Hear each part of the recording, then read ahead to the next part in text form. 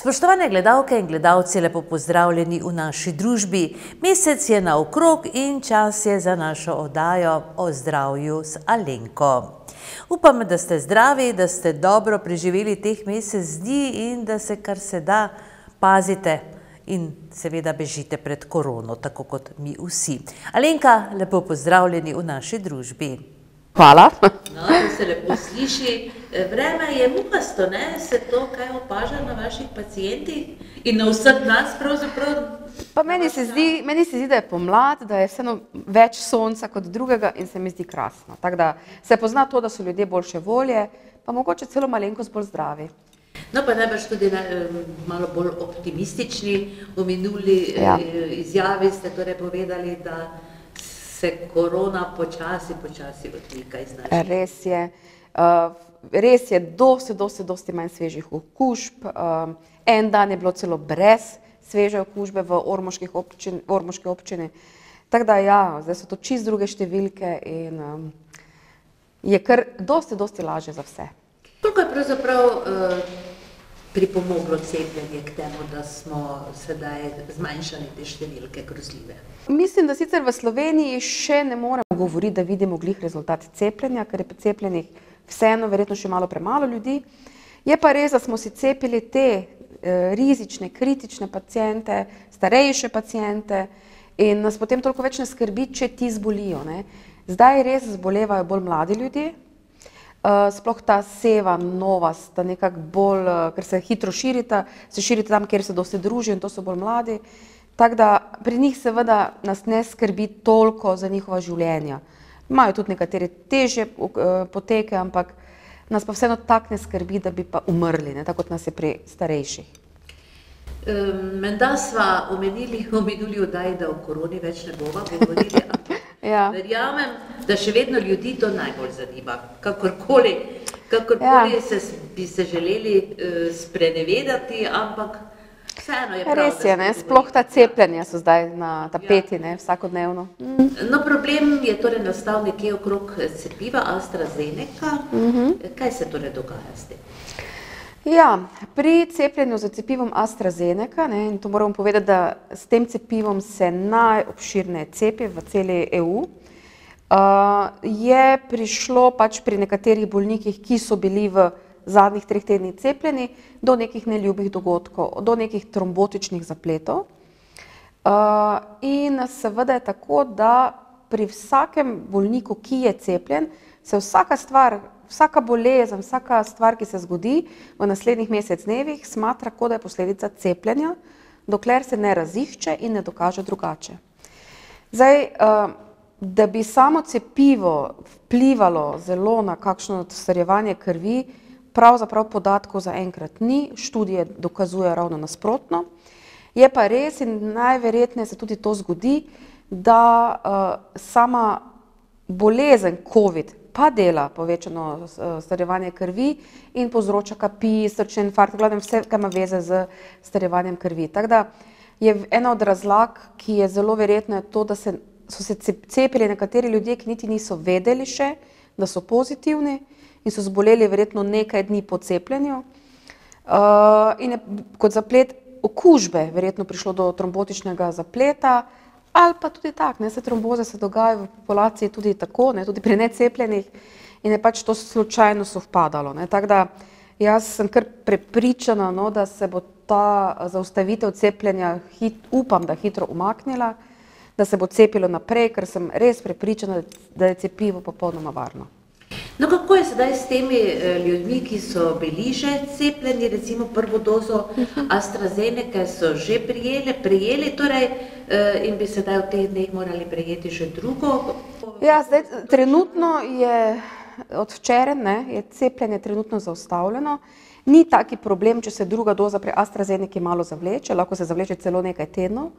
Tako da jaz pričakujem, no, da bo ta Evropska agencija za zdravila hitro nekako to umaknila. Mislim, da gre pravzaprav bolj za ene politične stvari, kot za dejansko neke strokovne. Tako da jaz predvidevam, no, da v roku enega tedna bomo lahko pocepili, upam, no, zdaj mogoče sem se prenaglila, ampak mislim, da, no, da se bo lahko pocepilo drugo dozo, vseeno.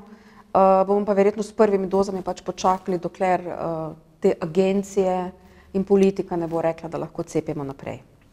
No, naprošam vas še enkrat, torej eni od minulih oddaj ste že povedali, kaj sploh to cepivo pomeni, oziroma kako je sestavljeno, kaj vsebuje, pa vas prosim danes še enkrat za to pojasnilo. Ja.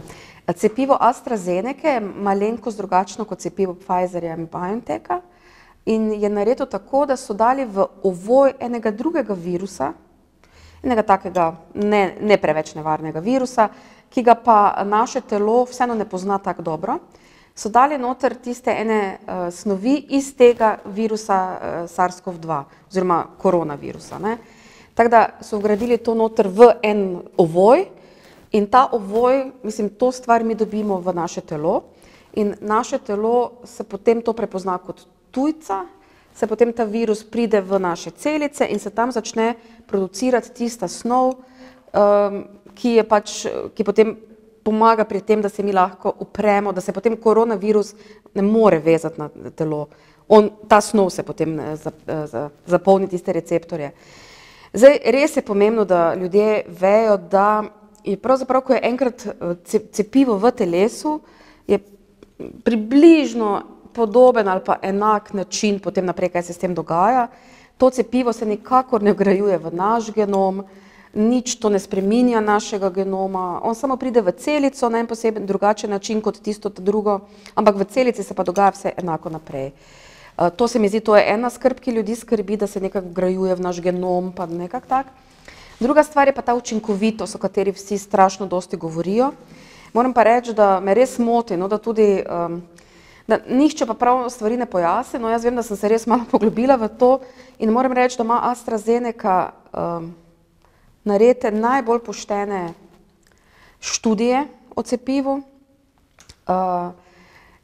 najboljše zastavljene, tudi morate vedeti, to so delali največji strokovnjaki za to področje na svetu, na Oxfordski univerzi.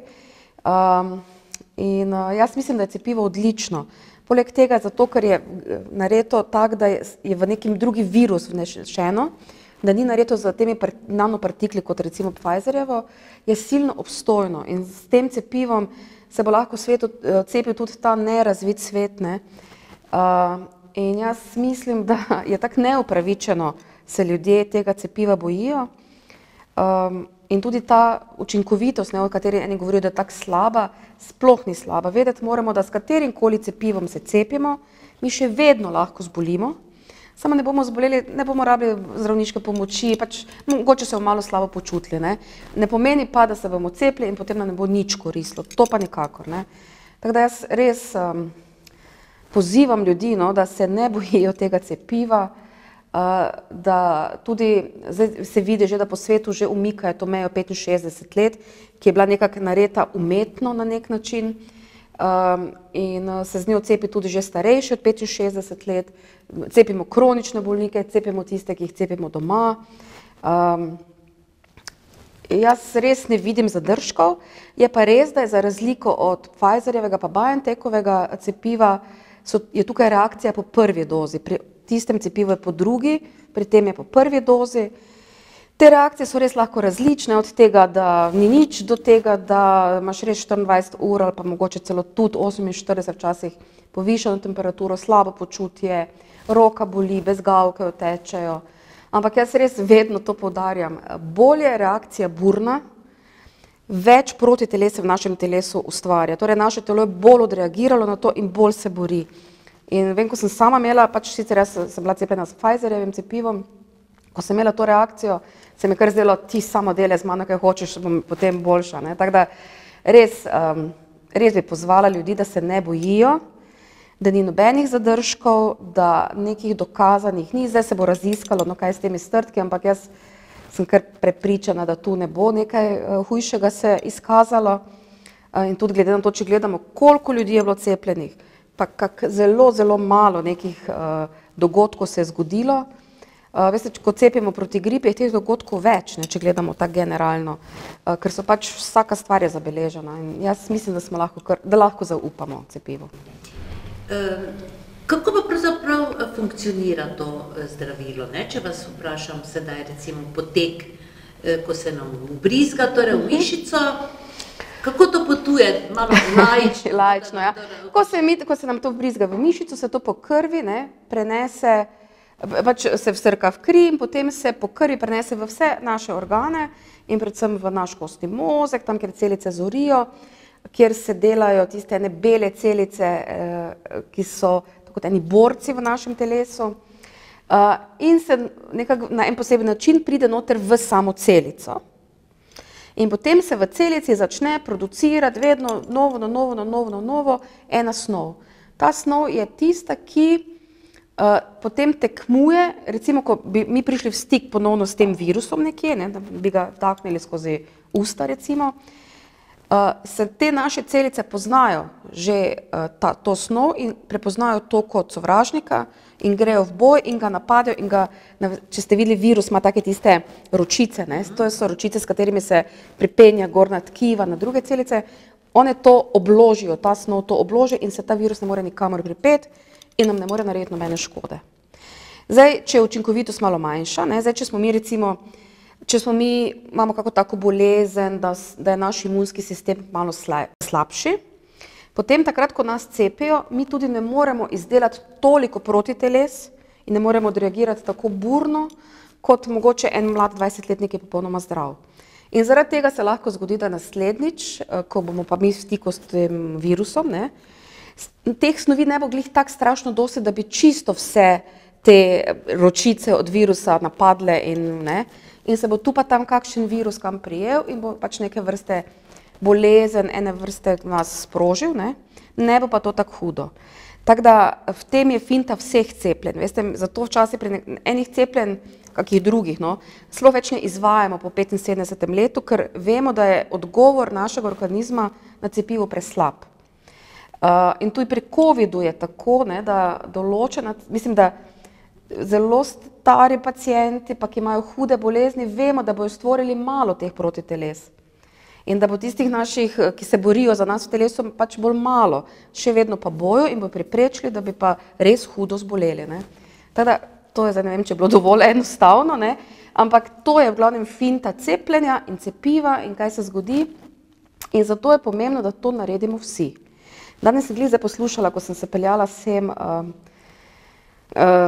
neko zdravnico, ki dela za UNICEF in je rekla, da varni smo takrat, ko je čisto vsak izmed nas varen. Takrat bomo kot svet varni. Tako da, če bi se vsi cepili, bi bilo najlažje. Potem bi dejansko virusa nas ne bi več motil. No, so v tem času že znane kakšne podrobnosti, glede na to, da je leto minilo, odkar smo v Sloveniji zaznali, torej zabeležili prvi ta virus. Je znano, odkot je torej prišel, ne? Kako se je pojavil, kako je sploh nastal? Zdaj, WHO je pred kratkim poslala skupino znanstvenikov na Kitajsko v Wuhan, da so to nekaj raziskovali. In njihov zaključek je bil, da virus je prišel iz narave, da se je verjetno v tisteni tržnici iz netopirjev in iz tistih nekih živali, nekako se je to prišlo do ene genetske napake in je potem nastal takšen virus, kot je bil in da je tam primarno nastal. Tako da to je pač neka uradna razlaga WHO-ja, več kaj dosti še niso povedali. Je pa res, da je ta virus ima veliko moč, veliko moč ima in zato, ker kot vsi virusi se tudi on spreminja in nas je kar samo strah, da se ne bo spremenil v kaj takega, česar ne bomo dobro obvladali. Je pa res, da se tudi cepiva že ves čas tudi izboljšujejo v smislu, da pokrivajo tudi ostale seve. Tako da jaz upam, da cepiva, ki se, veste, na svetu trenutno mislim, da v 300 centrih razvijajo nova cepiva, ne take, ki že poznamo.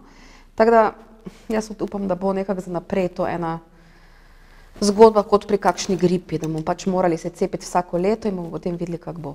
No, velikokrat so bile priložnosti, ko ste dejali, da pač je treba zaupati znanosti. Res je, res je.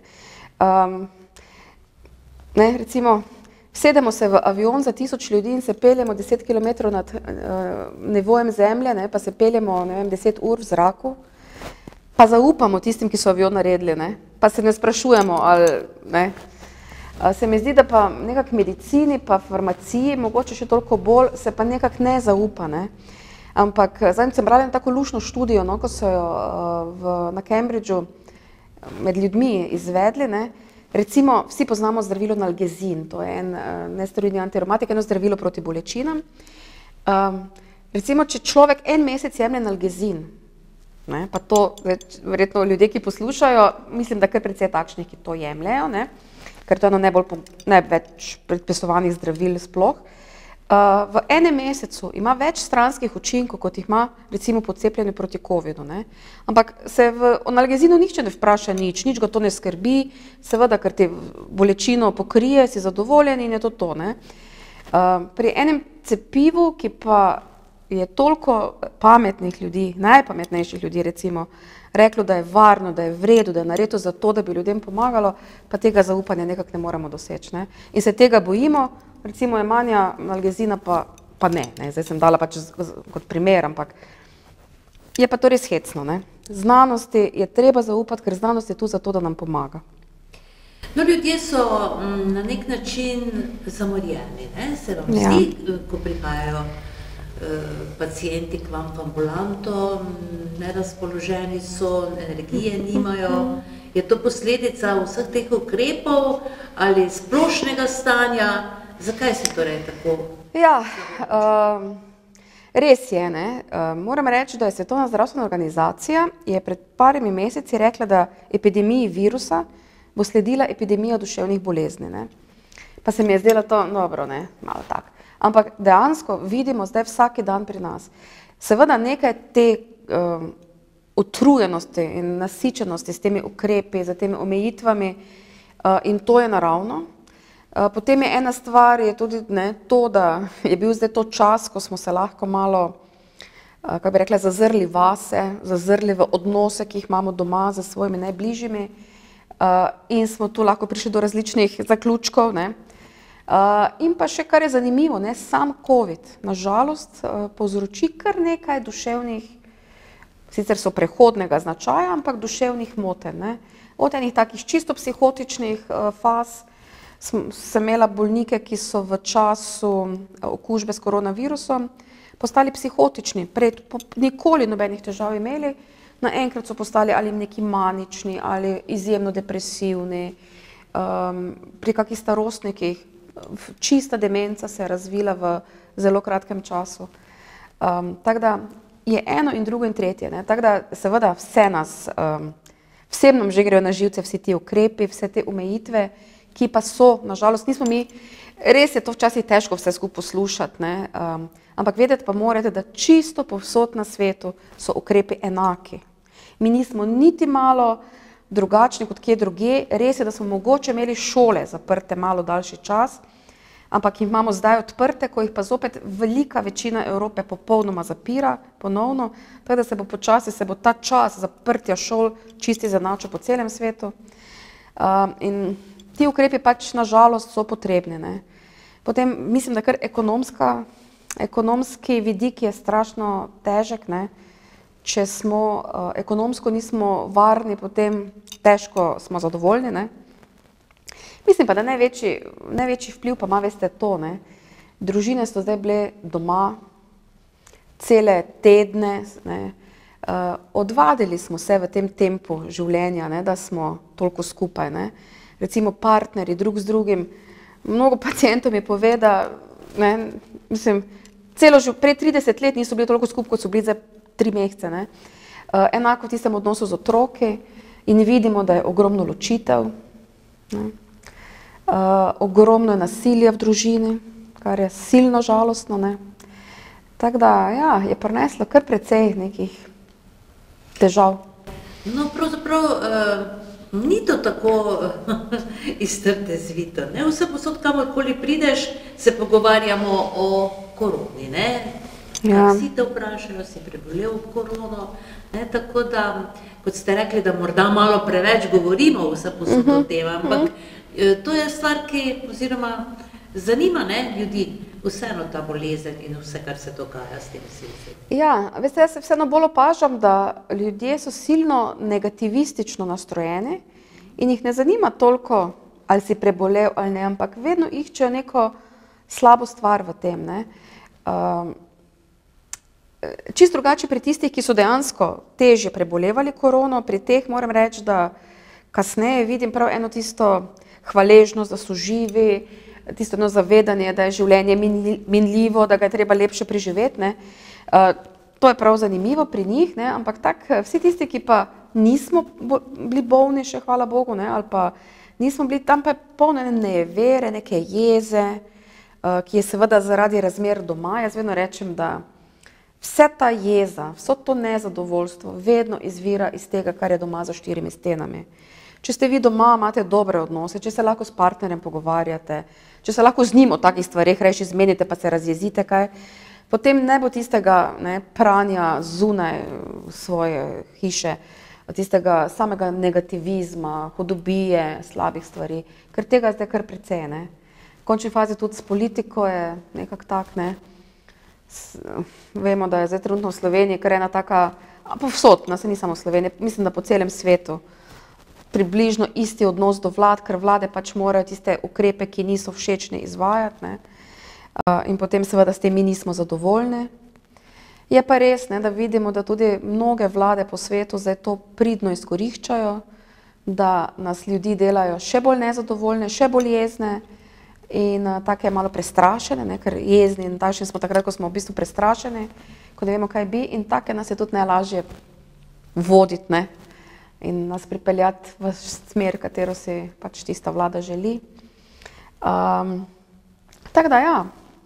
No, kako pa vi, strokovnjaki, ukrepate v teh primerih, ko začutite, da je človek oziroma pacient, ki torej pride v vašo ambulanto, dejansko ima težave psihične? Kakšni so recimo vaši prvi ti ukrepi v teh primerih? Seveda prva stvar je vedno pogovor, da ti prepoznaš pri pacientu, ali gre tu samo za eno tesnobo, ki je čisto takega prehodnega značaja, ali pa en strah, ki ga mogoče probaš nekako razrešiti, ali pa da to gre za neko že stvar, ki traja dlje časa, traja že recimo nekaj tednov. Vedno nas zanima, kako pacient spi, kakšen se zbuja, to je silno pomembno, da se zbujamo spočiti, neutrujeni, da po noči spimo v enem kosu, ne da se zbujamo na pol ure. Potem pomembno so to, kakšne misli imamo, ali razmišljamo samo o slabem, nam samo nekaj premlevamo v naši glavi, o nekem samih težavah, ne vidimo nobene rešitve, vedno se nam zdi, kot da je vse samo slabo. In v takem primeru se pač mi sami odločimo, glede na to, kaj zaznamo, ali da uvedemo kakšna zdravila, ki pomagajo malo pri teh stvareh, ali pa da že takoj mogoče vključimo naše psihologe, mogoče tudi psihiatre in da potem oni pri tem pomagajo.